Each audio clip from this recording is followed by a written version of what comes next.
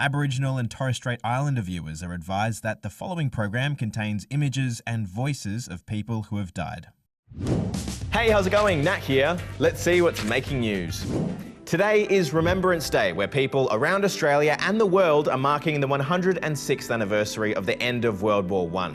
We caught up with some kids who are making sure that those who fought in the war and other wars are never forgotten. We are at the grave of Private Everett Luke Sumner.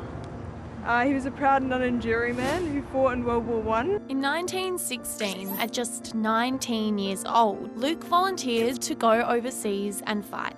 He wanted to travel and broaden his horizons, have a chance to see the world. Unfortunately, with that came the war. Around 400,000 Australians signed up to fight in World War I, including more than 1,000 Aboriginal and Torres Strait Islander soldiers. And 60,000 Aussie soldiers died during the conflict. For some of those who made it home, their graves were left unmarked and forgotten, like Luke's. But now, Luke is set to receive a headstone, thanks to the work of these Year 9 students and the Headstone Project. The Headstone Project is a group of volunteers who dedicate their time to giving headstones to unrecognised nurses and soldiers that fought in the war. There are still thousands of soldiers and nurses around Australia lying in unmarked graves, but the Headstone Project is working to uncover their stories. We're not going to be around forever, and so we need a younger generation who've got an interest in history to carry on the work that we've commenced. Just never forget. Really, it does matter because it shapes the world we have today. And that wouldn't have happened unless those men and women did what they did.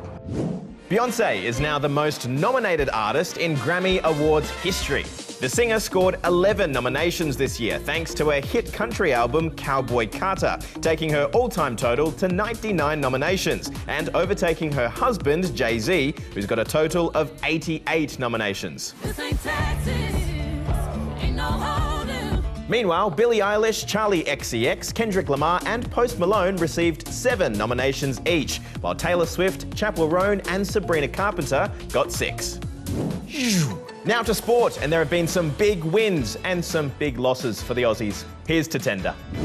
Let's start with some big wins. Australia's men's rugby league team, the Kangaroos, and Australia's women's rugby league team, the Jillaroos, have both snatched up first-place trophies at the Pacific Championships. The Kangaroos survived a last-minute comeback from Tonga to win 20-14.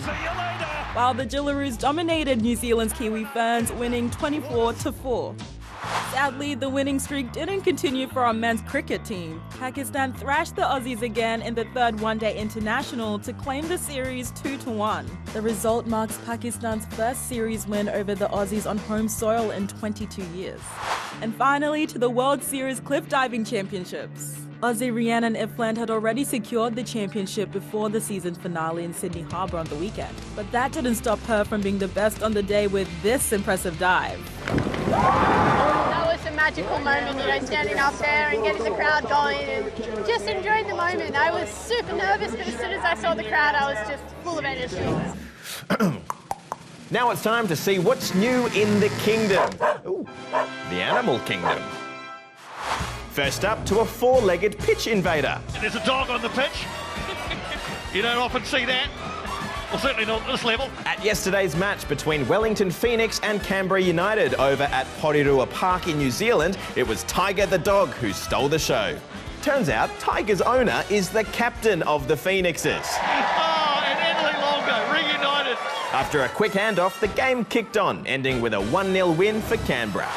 Now to the edge of a cliff in Hawaii, where a baby goat was spotted stuck. Luckily, after a post was made on social media, a group of hikers set out to rescue the kids, which by then had been stranded for 4 days. Now, the baby goat is safe and sound at an animal sanctuary that's a little less precipitous.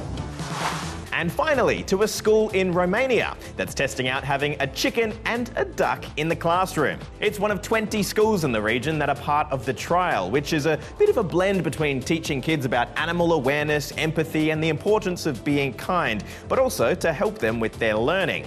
If the trial goes well, there are plans to take the program to more schools around the country. Well, that's all from us today. We'll see you tomorrow. Bye for now. Oh.